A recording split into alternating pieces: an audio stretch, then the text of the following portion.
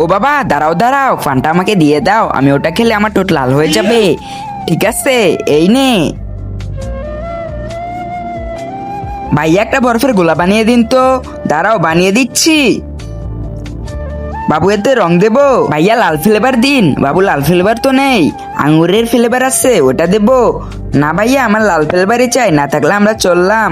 তার আগে তুমি যদি চাও তোমার মা জান্নাতে যাক, তাহলে ভিডিওতে লাইক করে চ্যানেলটি সাবস্ক্রাইব করে দিবে। আর যদি তুমি চাও তোমার মা জাহান্নামে যাক, তাহলে কিছু করা লাগবে না, আর কমেন্ট বক্সে আই লাভ ইউ মা লিখে যাও। আরে ভাইয়া দাঁড়ান, আমাদের কাছে তো লাল রং আছেই। কোথায়? বাবা, 1 মিনিট নিচু হও। হ্যাঁ বাবু, আছে, দাঁড়াও দিচ্ছি।